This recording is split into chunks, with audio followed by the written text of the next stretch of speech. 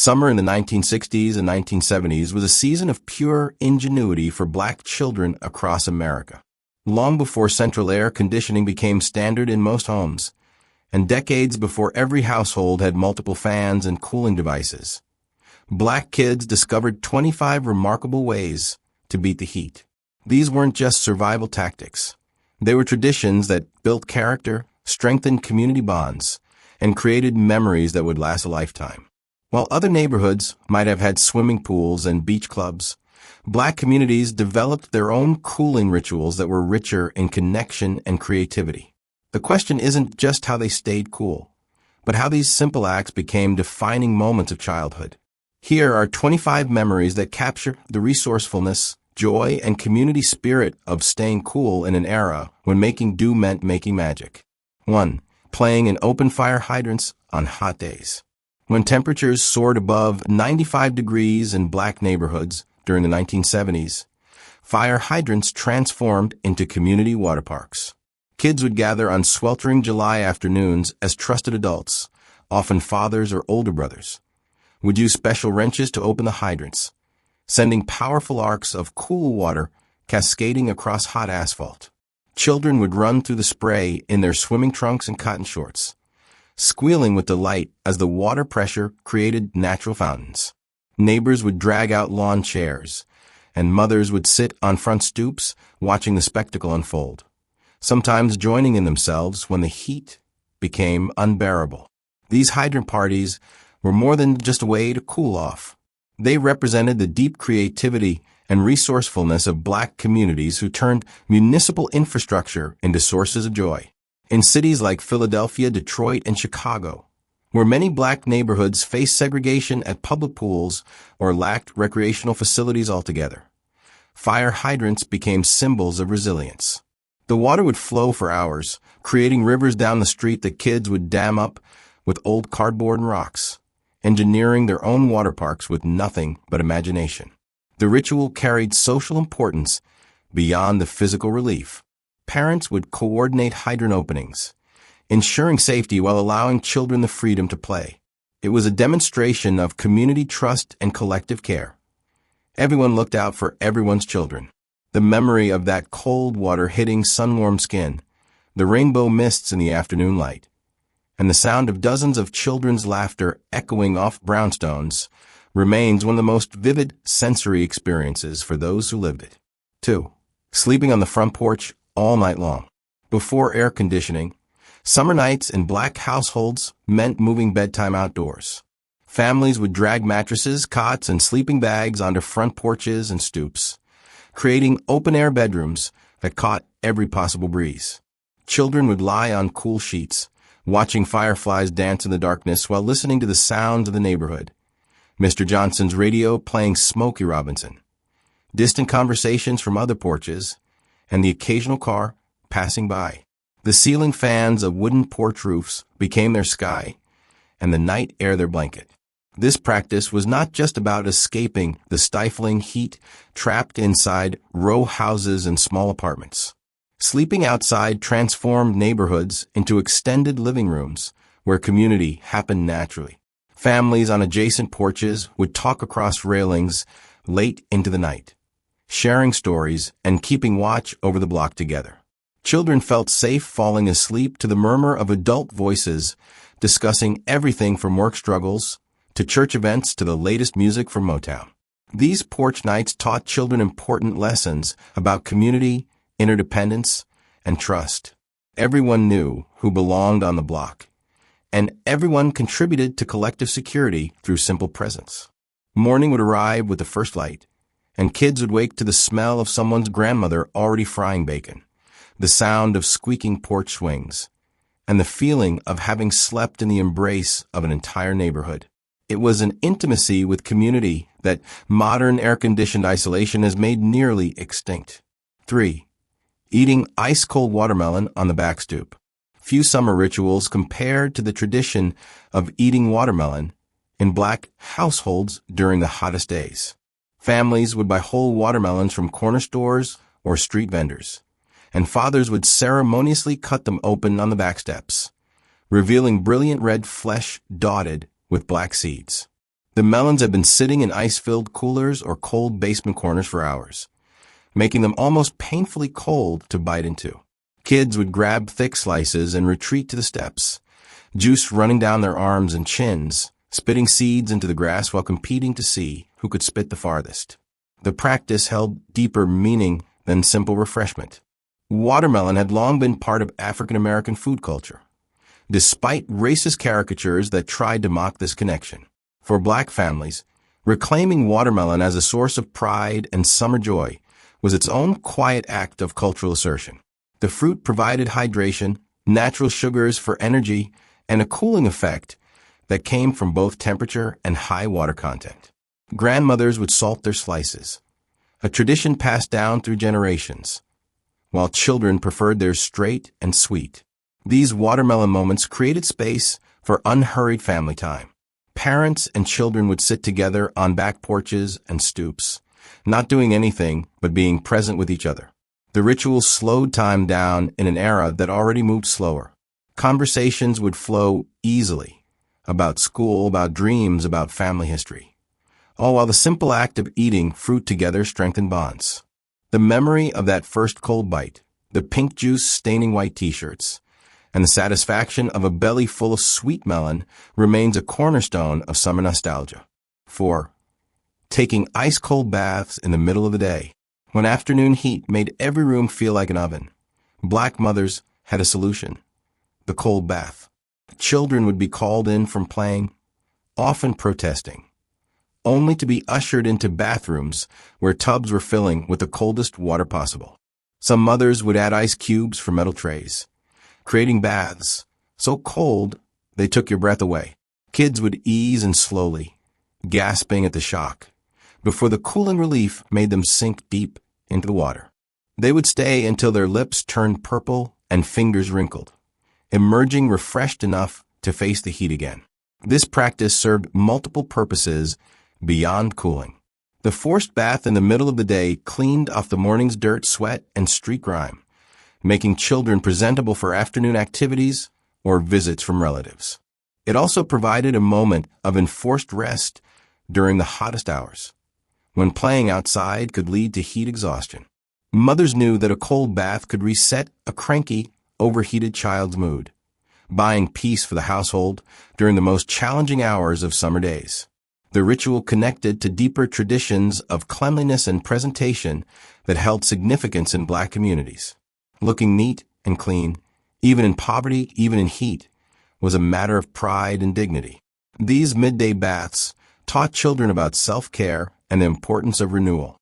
The sensation of cold water on sun-heated skin, the shiver that ran through your body, and the way you felt brand new stepping out to dry off in front of an oscillating fan.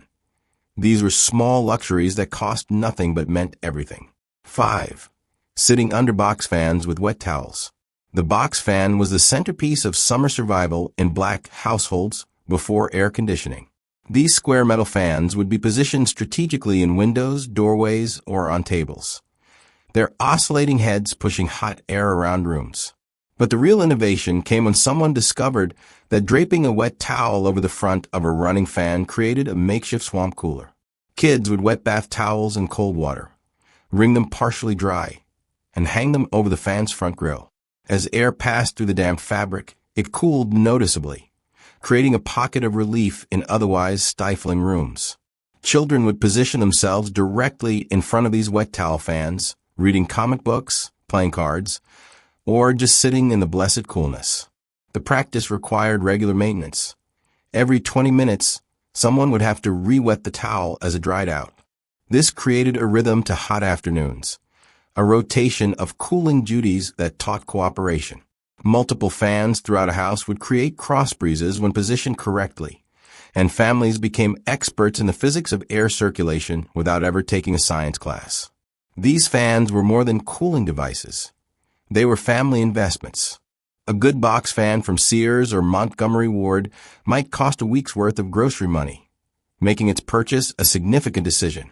Families took care of these fans, cleaning the blades, oiling the motors, and storing them carefully each winter. The distinctive hum of a box fan, the rhythmic clicking when a blade had loosened slightly, and the way the wet towel would balloon and collapse with each rotation became the soundtrack of summer. That sound meant home, meant relief, meant someone was looking out for your comfort even when resources were limited. 6. Making homemade popsicles from Kool-Aid. Every black household in the 1970s seemed to have the same collection of popsicle molds, plastic tubes with caps or old ice cube trays with toothpicks stuck in the center. On scorching afternoons, mothers and grandmothers would mix up batches of Kool-Aid, usually cherry, grape, or tropical punch, and pour the sweet liquid into these molds before placing them in the freezer. Hours later, kids would have homemade popsicles that cost pennies to make. The flavors were intense, almost shockingly sweet, and eating them was a race against the sun as they melted faster than you could lick. These homemade frozen treats represented economic creativity that black families perfected. While other kids might beg for good humor bars from the ice cream truck, black children learned early that homemade could be just as good and far more affordable. Some families would get fancy, mixing flavors or adding slices of real fruit before freezing. Others would simply freeze juice in small Dixie cups. The variety didn't matter as much as the abundance. There was always something cold in the freezer when you needed it. The ritual of making popsicles together became a teaching moment. Children learned about patience, waiting hours for them to freeze, and about rationing, since you couldn't eat them all at once. Grandmothers would add a pinch of sugar to make them extra sweet, while some mothers would dilute the Kool-Aid to stretch the packets further. The memory of sitting on the back steps with a homemade popsicle dripping down your hand, tongue turning bright purple or red, remains one of the simplest yet most profound pleasures of childhood summers. 7. Running through the garden hose. The garden hose was the poor man's swimming pool, and black kids used it to full advantage. On blazing afternoons, someone would stretch the hose across the backyard or into the alley, turn on the spigot, and create instant water play. Children would take turns controlling the spray, chasing each other with cold streams, or simply standing still and letting the water pour over their heads. Some kids would poke holes in old hoses with pins, creating makeshift sprinklers that shot water in multiple directions. Others would hold their thumb over the opening to create a powerful jet spray. This activity was not just play, it was community building. Backyards would suddenly fill with neighborhood kids, everyone taking turns with the hose. Parents would sit watching from back porches, occasionally getting hit, would spray themselves and pretending to be angry while secretly enjoying the coolness. The hose water was often warmer from sitting in the sun-heated pipes, but after running for a few minutes, the cold groundwater would start flowing, and the squeals of shock and delight would get louder. These hose sessions taught resourcefulness and sharing. There were unspoken rules about taking turns, about not wasting too much water when families were on tight budgets, about looking out for younger kids who might get knocked down by strong spray. The ritual connected children to the simple pleasure of water itself, its feel, its power, its capacity to transform a miserable hot day into something magical. The smell of wet grass, the rainbow in the spray, and the way wet clothes clung to your body as you finally came inside for dinner. These sensory memories remain vivid decades later. 8. Spending all day at the public pool when it finally opened. For black communities that fought for and won access to public pools, summer opening day was like a holiday. Kids would line up before dawn, waiting for the gates to open, bringing towels, swimming caps, and whatever coins they needed for admission. The pools in black neighborhoods were often crowded, overcrowded by design, as city planners had built fewer facilities in these areas. But the crowding didn't diminish the joy. Kids would spend entire days in the water, taking breaks only for bologna sandwiches their mothers had packed in wax paper, or for sunbeam white bread slathered with Jiffy peanut butter. These pool days carried weight beyond recreation. Many black communities had fought through the 1950s and 1960s for pool access, facing violence and resistance during integration efforts. When black families finally had their own community pools or gained true access to previously segregated ones, every swim was a small act of victory. Children might not have understood the full history, but they absorbed the importance their parents placed on using these facilities, on showing up well-behaved and respectful, on claiming their right to cool relief and summer fun. The public pool became a social center where lifetime friendships formed. Kids would develop hierarchies based on swimming ability. Who could dive from the high board? Who could hold their breath longest underwater? Who had mastered the butterfly stroke? Teenage lifeguards became heroes, sitting in their tall chairs with whistles and authority. The smell of chlorine mixed with sunscreen and aftersheen. The sound of splashing and shouting echoing off concrete. The feel of rough concrete under your bare feet. These sensory markers define summer for black kids lucky enough to have pool access. 9. Drinking ice water from mason jars. In black households, glass mason jars served multiple purposes, canning vegetables, storing dry goods, and perhaps most importantly, serving as the primary drinking vessel. On hot summer days, these jars filled with ice water became precious cargo. Kids would open the freezer to find ice cube trays filled to capacity, crack out a handful of cubes into their jar, and fill it to the brim with cold tap water. The jars would immediately frost over on the outside, condensation making them slippery to hold. Children would press the cold glass against their cheeks and foreheads before drinking, savoring every drop. These mason jars were not just functional. They represented a particular aesthetic of black home life. The jars were free if you bought certain products, or they came from grandmother's canning operations. They were heavy, durable, and held more water than regular glasses, meaning fewer trips to refill. Some families had entire sets matching, while others had a collection of various sizes and brands. Kids developed preferences. Some liked the wide-mouthed quart jars. Others preferred the pint size with a quilted pattern. The ritual of drinking from these jars connected children to traditions of resourcefulness. Nothing went to waste in black households. Jars that had held pickles or preserves were washed and repurposed indefinitely. The practice also taught patience and mindfulness. You learned to drink slowly, to make that cold water last, because making another trip to the kitchen meant time away from playing. The sight of condensation running down the jar's exterior, the satisfying weight of it in your hands, and the way the ice would clink against the glass as you drank. These small details created a ritual of refreshment that modern disposable bottles can never replicate. 10. Sitting on milk crates in the shade, eating penny candy. Milk crates were the furniture of black neighborhoods. Sturdy plastic crates originally designed to carry glass milk bottles that became seats, tables, storage containers, and architecture for children's imagination.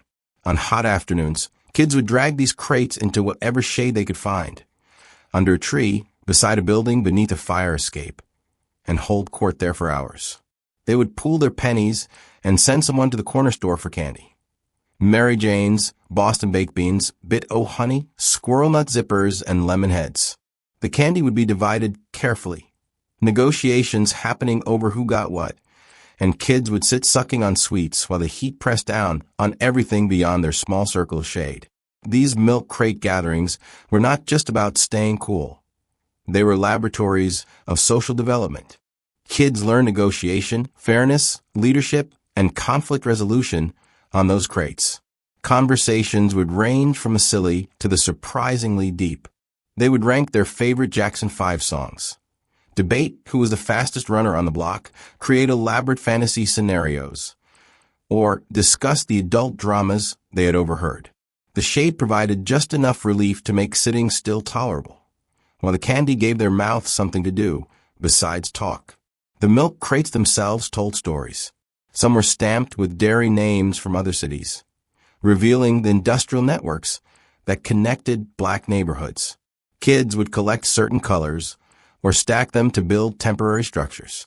Parents knew that if the milk crates were out, children were nearby and relatively supervised by the collective watchfulness of the block. These are the moments between more active play, recovery time, social time to just be without pressure or agenda. The memory of sitting on those hard plastic surfaces, feet barely touching the ground if you were small, sugar dissolving slowly on your tongue while friends debated and laughed beside you, remains a touchstone of summer simplicity. 11. Lying directly on cool linoleum floors. Every black kid who lived through summers without air conditioning remembers the profound relief of lying flat on linoleum kitchen floors. Linoleum held coolness longer than any other surface in the house, especially if the floor was in a basement kitchen or a shaded room. Children would finish playing outside, come into the house sweating and overheated, and immediately stretch out on that cool floor like starfish. They would press their cheeks against the smooth surface, spread their arms and legs wide, and just breathe. Sometimes siblings would lie side by side, occasionally touching feet, sharing the coolest spots without speaking. This practice reveals the physical desperation that extreme heat created. When your core temperature is too high and there is no air conditioning, no swimming pool, no immediate relief, the coolness of that floor becomes everything. Kids would rotate positions, first lying on their backs, then rolling to their stomachs, seeking the sections of floor that hadn't yet absorbed their body heat. Mothers would step over these prone children while cooking, occasionally telling them to move, but mostly understanding that the floor was providing something the rest of the house could not. These floor-lying sessions often turned into impromptu nap times. The combination of physical exhaustion from playing in heat and the sudden cooling effect of the floor would make eyelids heavy. Children would drift in and out of sleep, listening to the sounds of the house, someone washing dishes, a radio playing, adults talking in the next room. The memory of that cool smoothness against hot skin, the way the floor would gradually warm beneath you until you had to move, and the security of being inside your home during the heat of the day created a sense of sanctuary that modern climate control can never quite replicate. 12. Walking to the corner store for nickel hugs and quarter waters. The corner store was an oasis in black neighborhoods during summer. Kids would pool their change, nickels, dimes, and quarters earned from chores or handed over by sympathetic aunts, and make the pilgrimage to buy cold drinks. Hugs drinks came in those distinctive barrel-shaped bottles, filled with bright artificial juice that probably contained more sugar and dye than actual fruit. But they were ice cold and cost just a nickel. Quarter waters, later called Sunny Delight or Little Hugs, came in small plastic barrels with foil tops that you would pierce with the attached straw. These would be frozen solid in the store's freezer, creating icy, sweet slushies. The walk to the corner store was its own ritual. Kids would travel in groups for safety and companionship, the anticipation of cold sweetness motivating them through the heat. The stores, often run by black families or Korean or Arab immigrant families who lived in black neighborhoods, would have industrial freezers prominently displayed, their contents visible through frosted glass. The decision-making process could take several minutes as kids weighed options based on available funds. Some would choose glass bottles of soda, Nehi Fanta, or RC Cola, while others went for the frozen treats. These corner store runs taught important life skills. Children learned to calculate money, to delay gratification by saving for something better, to share when someone came up short. The store owners often knew kids by name, would sometimes extend credit until allowance day, or would give a free piece of candy to a child who was clearly struggling with the heat but had no money. The memory of that first sip of ice-cold sweetness after the hot walk, the way your hand would go numb holding a frozen drink, and the ritual of sharing sips with friends who had bought different flavors. These small moments of communal refreshment defined summer economies and friendships. 13. Attending church fans waving during Sunday service. Summer Sundays in black churches before air conditioning were exercises in faithful endurance. The congregation would gather in their finest clothes, men in suits despite the heat, women in dresses with slips underneath, girls with pressed hair and boys with fresh haircuts, and sit through services that could last 3 hours. The heat inside these buildings would become almost unbearable as bodies packed together, generating warmth that had nowhere to escape. But the cardboard funeral home fans, those ubiquitous pieces of black church culture, became tools of both cooling and praise. These fans, usually featuring religious imagery on one side and funeral home advertising on the other, created a visual rhythm in the sanctuary. Hundreds of hands would wave them in a synchronized dance, creating minimal breeze but maximum community. The sound of all those fans moving together became part of the worship soundtrack, along with the organ, the choir, and the preacher's call. Children would sit as still as possible, knowing that fidgeting would generate more heat, clutching their fans and watching adults around them dab foreheads with embroidered handkerchiefs while continuing to shout amen and tell it. These hot church services demonstrated something profound about Black faith and community. Comfort was secondary to collective worship. People showed up in their best despite the heat, demonstrating dignity and commitment.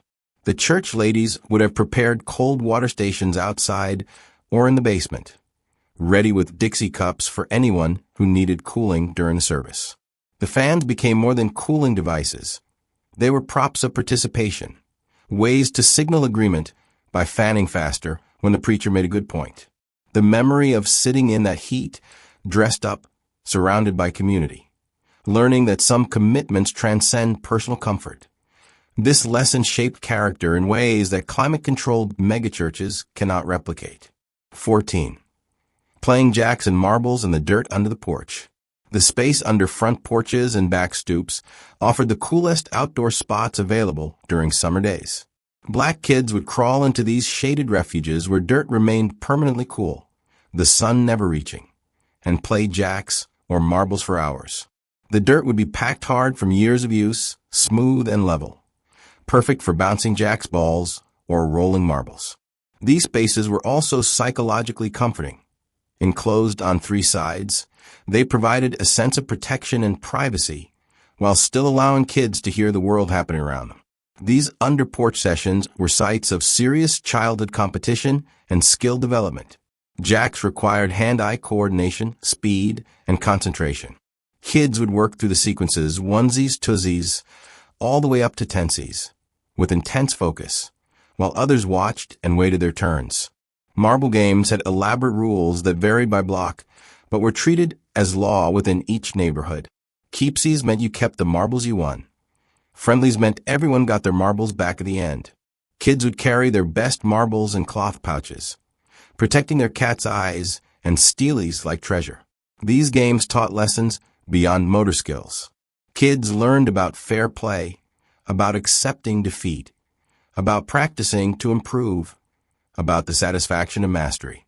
The cool dirt under the porch provided relief from the sun, but the games provided something equally important: structure, challenge, and social connection during the unstructured months of summer. The memory of sitting cross-legged in that dirt, the feeling of cool earth beneath you, the weight of marbles in your hand, and the sound of the jack's ball bouncing rhythmically remains one of summer's most tactile memories. 15. Taking evening walks to catch the breeze. As the sun began to set and temperatures dropped even slightly, Black families would engage in a treasured ritual, the evening walk. Parents would gather children, and entire families would walk slowly through the neighborhood, deliberately moving to catch whatever breeze might develop as the day cooled. These walks weren't about exercise or destination. They were about collective relief, about getting out of hot houses, about seeing and being seen by community. People would call greetings from porches, stop to chat briefly on corners, share news and gossip, while moving slowly through familiar streets. These evening walks served multiple functions. They allowed houses to air out and potentially cool down before bedtime. They gave families a reason to move together after dinner, creating space for conversation that might not happen at a dinner table crowded with siblings. Children would run ahead slightly, then circle back, using the walk as another opportunity to play while adults talked. The walks also served as community surveillance in the best sense.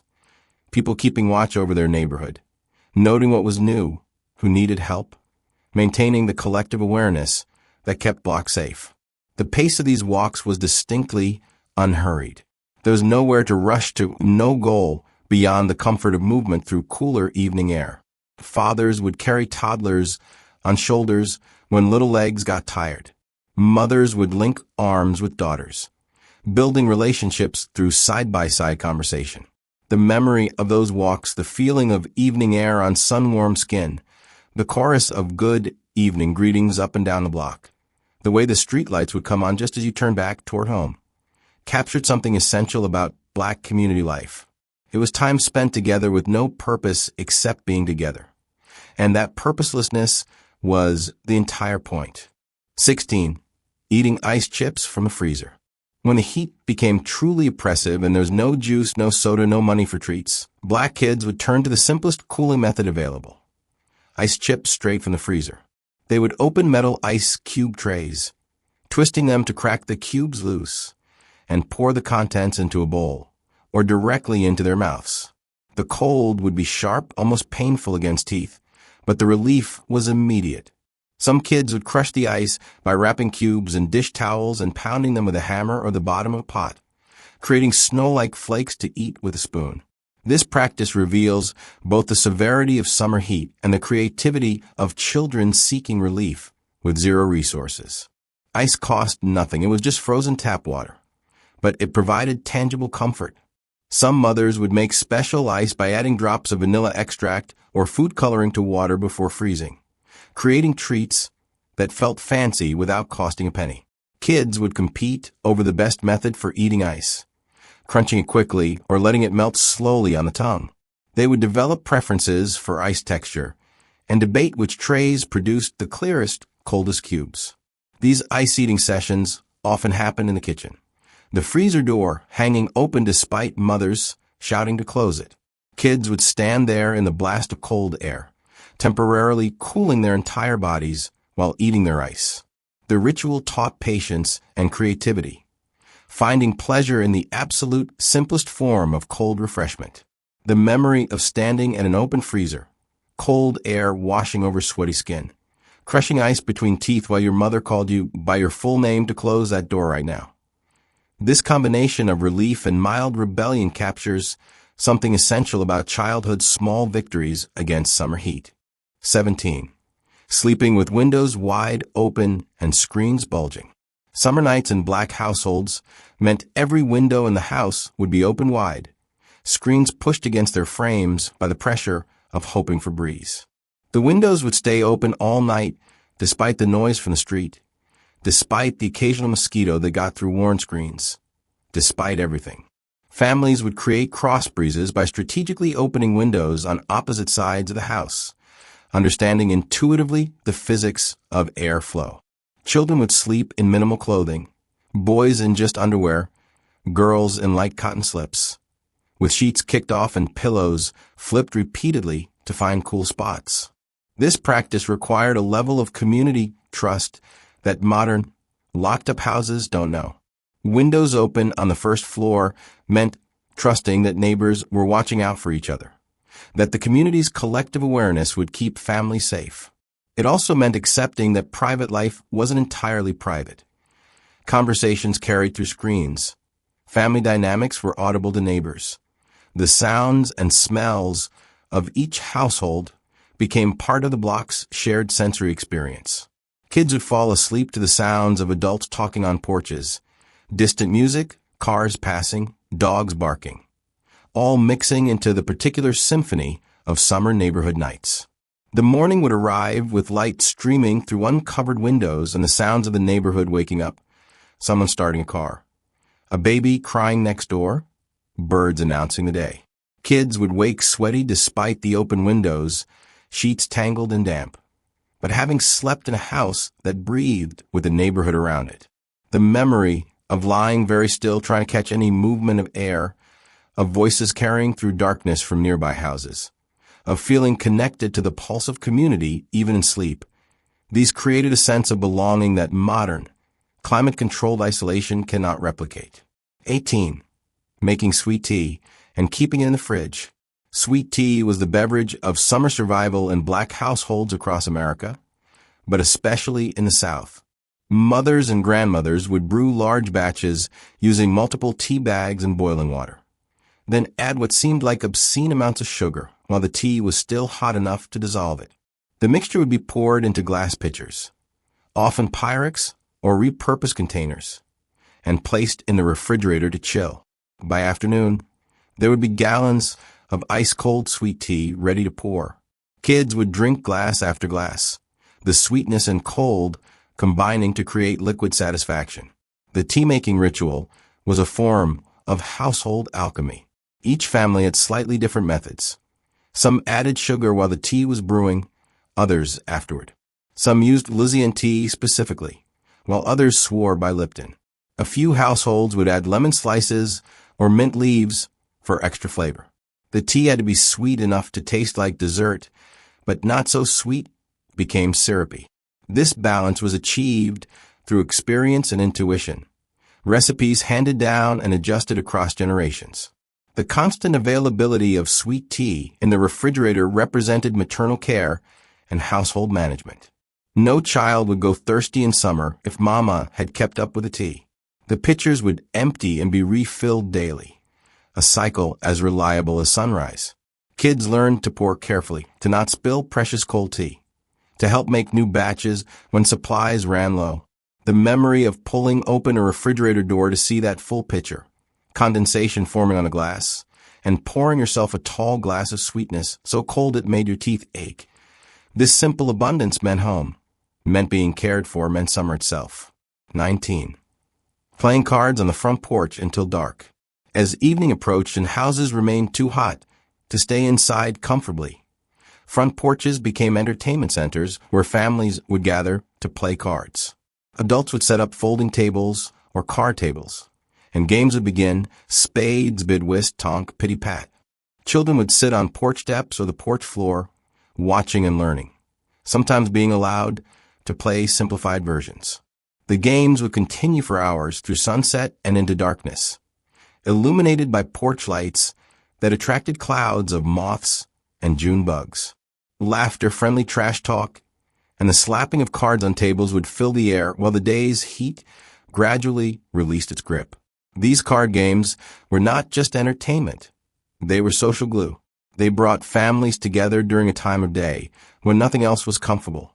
They created opportunities for teaching children card skills, number sense, and strategy. The games had elaborate rules and etiquette that varied by region and family, but were treated as sacred within each household. Kids learned by watching, absorbing the subtle signals between partners, understanding when to be quiet and when celebration was appropriate. The porch as a stage for these games also maintained neighborhood connection. Passers-by would stop to comment on a hand. Friends would pull up chairs to join. The games would expand and contract organically through the evening. The ritual taught children about community, about how adults relaxed and connected, about the particular joy of friendly competition. The memory of sitting on those porch steps, learning to count cards by watching adults play, hearing the mix of laughter and serious concentration, feeling the gradual cooling of evening air. These experiences taught lessons about family, community, and finding joy in simple entertainments that required no money and no special equipment. 20. Riding bikes slowly to create your own breeze. When the heat became unbearable and sitting still only made things worse, black kids would grab their bicycles and ride slowly through the neighborhood, creating their own cooling breeze through motion. These weren't racing rides or trip performing sessions. They were deliberate leisurely circuits through familiar blocks designed specifically to generate air movement across sweaty skin. Kids would ride with their shirts off or pulled up, arms spread slightly from their bodies to maximize cooling surface area, moving just fast enough to feel wind, but not fast enough to generate more body heat from exertion. These bike rides became social events as kids would ride in groups, calling for friends from front yards, gathering riders until small packs of children were circling the neighborhood together. They would ride to corner stores, to parks, past friends' houses, creating loops that covered territory but had no real destination. The rides provided not just physical cooling, but psychological relief, something to do during the long, hot middle hours of summer days. Movement felt better than stillness when you were hot, even if it was slow movement. The bicycles themselves were often beloved possessions, hand-me-downs from older siblings, Christmas presents that were ridden year-round, bikes rescued from the trash and repaired by fathers or uncles. Many were banana seat bikes with high handlebars or sturdy single speeds that could handle the broken pavement of urban streets. Kids would decorate them with playing cards, clothes pinned to spokes to create noise, or with colorful tape wrapped around frames. The memory of that slow riding, feeling moving air on hot skin, the clicking of bike chains and the hum of tires on asphalt, the freedom of motion during summer's heat. This captured a particular kind of childhood independence and resourcefulness. 21. Going to the library for free air conditioning. Public libraries became unofficial cooling centers in black neighborhoods during summer, though that wasn't their official purpose. Mothers would send kids to the library on the hottest days ostensibly to check out books for summer reading programs, but really to spend hours in blessed air conditioning. Kids would bring homework or just browse, moving slowly through stacks, sitting in cool chairs, making a single afternoon last as long as possible. Librarians understood what was happening and generally allowed it, as long as children were quiet and respectful. These library sessions did double duty, providing cooling relief and fostering education. Black librarians in particular understood the importance of making libraries welcoming to black children who might face hostility in other public spaces. They would recommend books, help with research, create summer programs specifically designed to keep kids engaged and cool. The library became a sanctuary where learning and comfort coexisted, where spending all day was not just tolerated but quietly encouraged. Many black children developed lifetime reading habits during these heat-driven library visits. What started as relief-seeking became genuine love of books and knowledge. The library represented access to information, to stories, to worlds beyond the immediate neighborhood, and to comfort. The memory of walking into that blast of cold air from the library's entrance, finding a chair in the coolest corner, losing yourself in a book while your body temperature slowly normalized. These experiences combined physical relief with intellectual opening, creating associations between learning and comfort that lasted well beyond childhood. 22. Eating freeze cups from neighbors' freezers. One of the most entrepreneurial cooling strategies in black neighborhoods was the freeze cup economy.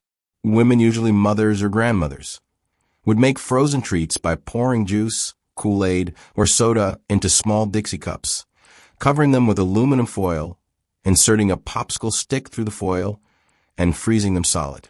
They would sell these freeze cups for 5 or 10 cents each from their porches or front doors, creating a micro-business that provided affordable treats for neighborhood kids.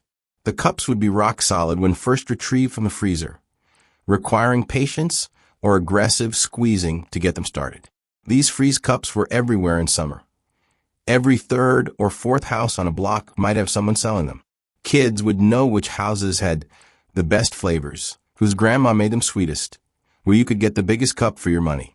The business was largely an act of community service disguised as enterprise. Most women barely broke even after accounting for ingredients and electricity. But they continued because neighborhood kids needed affordable relief from heat. The ritual of eating freeze cups had its own technique. You would squeeze the bottom of the cup to push the frozen contents upward, licking and biting the ice as it emerged, racing against melting. The last bits would turn slushy at the bottom, and you'd crush the cup to your mouth to get every drop. These freeze cups represented the ingenuity of black women who found ways to both help their community and earn small amounts during tight financial times. The memory of that frozen sweetness, the cardboard taste of the cup mixing with artificial fruit flavors, the competition to see who could make theirs last longest.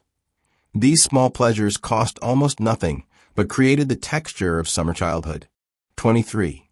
Standing in front of open refrigerators until someone yelled.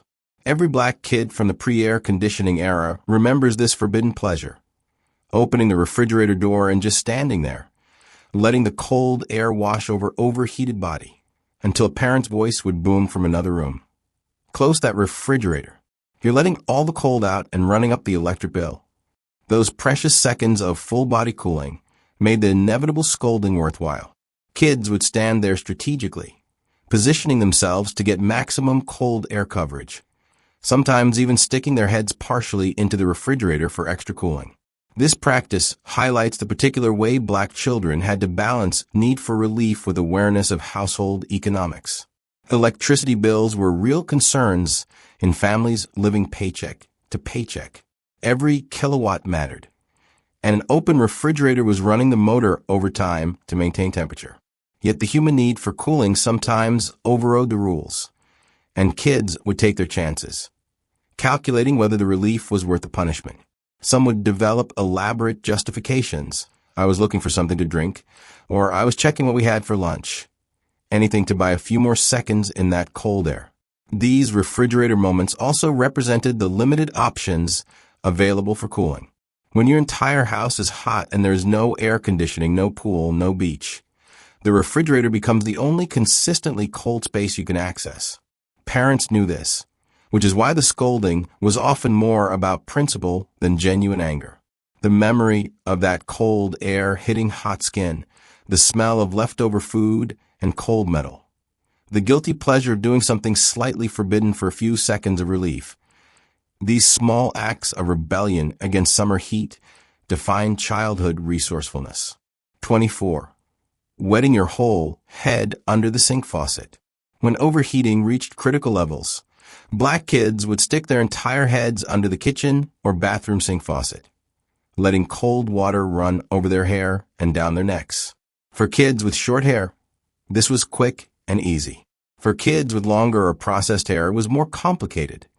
Mothers had spent time and money on pressing and curling, and getting it wet meant ruining those efforts.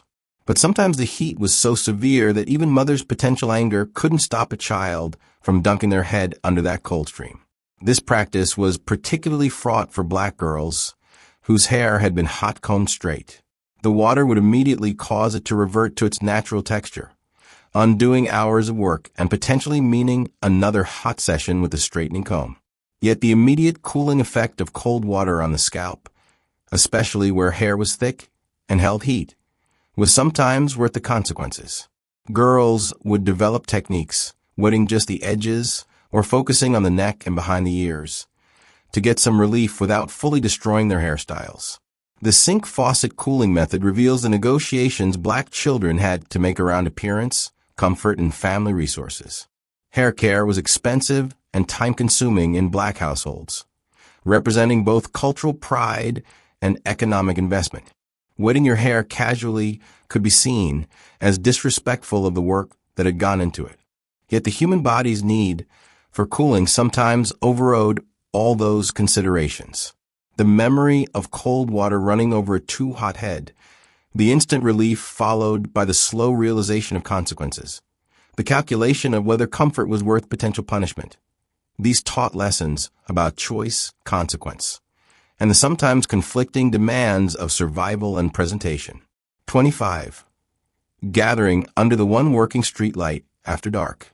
As full darkness arrived and temperatures finally dropped to bearable levels, kids would emerge from houses and gather under the functioning streetlights, often just one or two per block in black neighborhoods that received minimal city maintenance. These pools of light became stages for the evening's final play before bedtime. Children would play tag, tell stories, practice dance moves, or just talk while moths swirled overhead and the heat radiating from the asphalt gradually dissipated. The gathering was partly about the marginally cooler evening air, but mostly about community and the freedom of summer nights. These streetlight gatherings were supervised through collective community awareness rather than direct parental presence. Adults would sit on nearby porches, their presence felt if not always visible, calling children by name when it was time to come in. The streetlight itself, usually a harsh fluorescent or sodium vapor lamp, created dramatic lighting that made games more exciting and faces more animated. The light attracted insects, which attracted bats, which added to the entertainment. Kids learned to play in that circle of light, marking its boundaries as the edges of their temporary territory. The ritual demonstrated trust and community cohesion. Children could be outside after dark because the neighborhood collectively kept watch. The streetlight gatherings ended not by schedule, but by natural dissolution. Younger kids called in first, older kids lingering until parents' voices carried more insistence. The memory of standing in that circle of light surrounded by darkness, playing until you were called home, feeling both the freedom of being outside and the security of being watched over. This captured something essential about black childhood before air conditioning, when survival of summer heat required everyone to live partly outside, partly together, partly in the embrace of community that made comfort possible even when physical conditions were harsh. Closing reflection. These 25 ways of staying cool reveal far more than survival tactics. They illuminate an entire cultural approach to hardship, community, and childhood. Black kids in the era before widespread air conditioning didn't just endure summer heat. They transformed it into opportunities for creativity, connection, and joy. Every fire hydrant became a water park. Every front porch became a gathering place. Every limitation became a prompt for innovation. These practices built character, strengthened community bonds, and created memories that, decades later, remain more vivid than almost anything else from childhood. They represent a time when making do meant making magic, when having less meant creating more, and when the absence of modern comfort forced the cultivation of human connection that modern comfort now makes optional. These weren't just ways to stay cool. They were ways to build identity, community, and resilience that would last far beyond any single summer.